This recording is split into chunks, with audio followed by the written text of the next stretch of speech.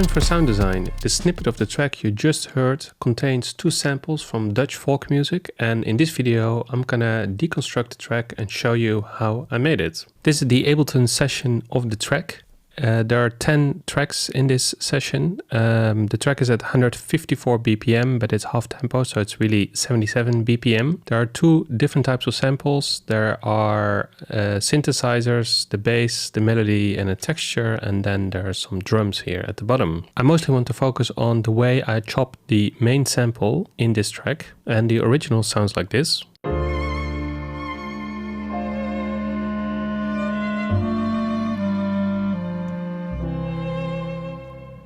So this is a track from 1971. It's a Dutch folk song. And what I did is I took the first part of this sample. So I labeled here 1, 2, 3, 4. And I mapped it to quarter notes or to half bars. And then I, as you can see on track 2, I rearranged the order of the sample. So I went 4, 3, 1, 2, and then I muted parts of the 4 and also parts of the 1, and the 1 I also reversed. So without any effects, it sounds like this.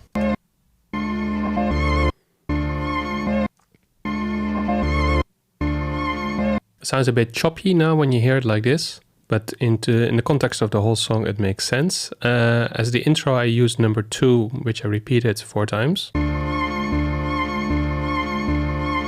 And what I did for processing is I made the sample mono, I put a bit reduction on it, so I made it 8-bit, and I reduced the sample rate to 11.7 kilohertz. I did a low cut EQ at 600 hertz and a delay with a filtered output. With the processing, it sounds like this.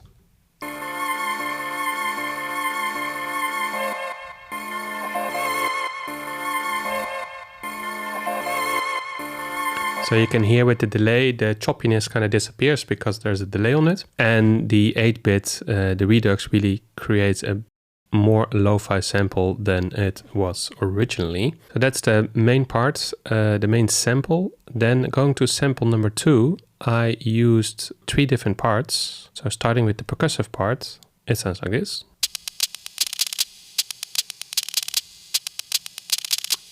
So it's basically, I use it as a sort of percussion hi-hat kind of rhythm. If I take the effects off and play it at the original pitch, because I pitched it up 2 octaves here,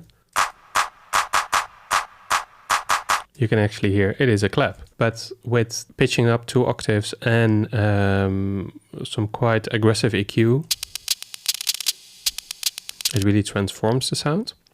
So this was the intro of the song, and then later in the song I took 2 parts. So here on channel 4 it's reversed, 1 little part of the sample, and then on channel 5 I have another part of the sample, and there's no much processing going on, it's just EQ. So together, the 2 samples, it sounds like this.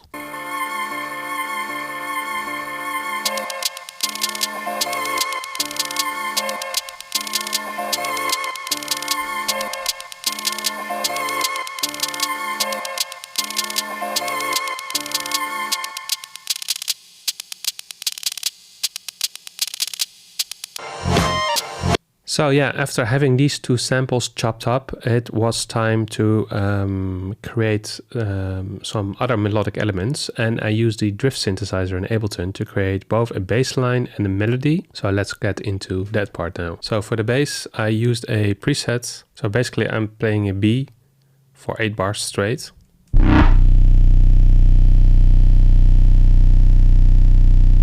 So it's really like I'm driving low-end sound, no melody in it, just 1 note. And then for the melodic part, I used another instance of the drift synthesizer, the Prima Niva keys with some autopan and low-cut EQ. And I play the following melody, very simple. So it's a 4-bar loop and then it repeats.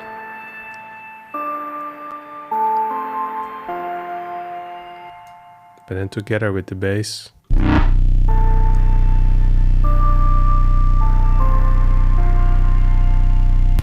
together with the samples from here.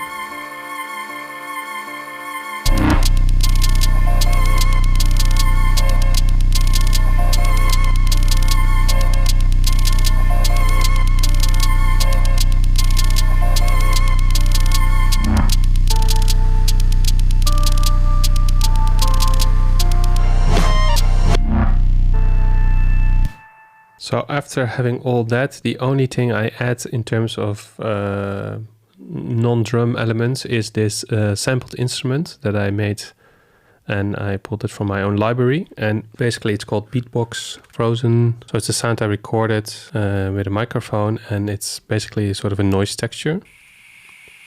So it's really in the background, a lot of low cut EQ. But then going back to the main part, I needed some drums. So I have a kick and a snare. The kick is from the DMX core kit with some saturation. So the kick by itself sounds like this. And then on top of that, a snare from Ableton. Let's start from the beginning.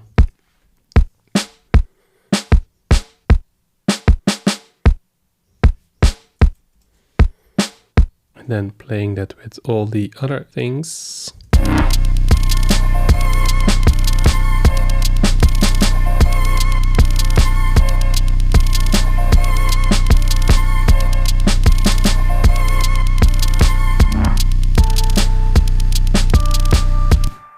Then apart from this kick and snare, I wanted to have another kind of drum break, but I didn't want to use a sampled drum break. So what I did is I created my own break with Ableton drums. So I'll show you now how I did that. So here on track 9, you see I used the ER core kit in Ableton, and I created this drum loop.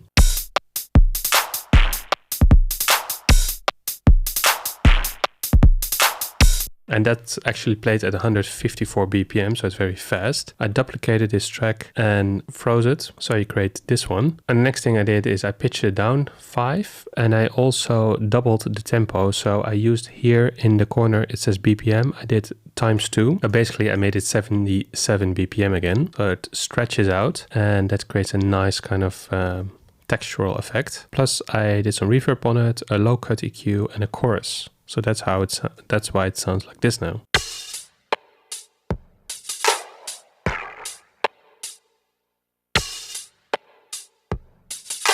So that's a perfect break for the intro, especially the low cut, that you take out all the bass, and then when the actual beat comes in, the kick, then it's a more full song. For the repeating part, I just copied the beginning of the loop 4 times to emphasize the sample repeating. So those are all the 10 different layers in this track. I'll show you now a little bit of the arrangement I did to make this from a short loop into a longer track. So the stuff I talked about is here, the intro, then you have the 2 bars repeat, and then from bar 7 it's the main.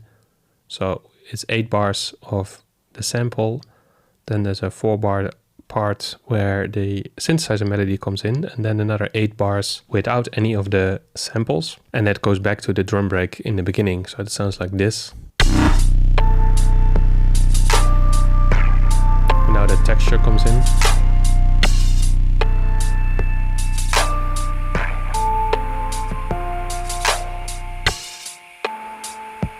And this is basically sort of a break part, and then it builds up to the number 1, the main part where the sample comes in. So I fade the sample back in, I do the repeat, and then it says 1 again. As you can see on the markers here on the top, says 1, 2, 1, 2.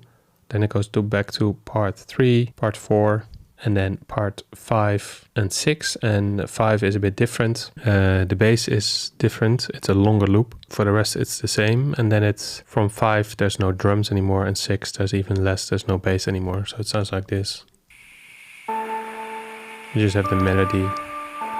So it almost becomes like an ambient track. So you go from a kind of aggressive drum track into an ambient track, and then it just fades out. So the whole track is 2 minutes 54 seconds. So yeah, that's it for this video. I just wanted to show you how you can take samples from any kind of genres that are typically not associated with sampling. And even in most unlikely genres, you can find elements that you can sample either in a melodic way or a percussive way, or in this case both. And you can transform the samples in a way by pitching them up or down, or chopping them and rearranging the order of the sample to create something that is unique and that also fits your style of music. I will play the whole track now so you can listen to it and you can see in Ableton the different parts how I arranged it. Let me know if you have any questions, and see you in the next one.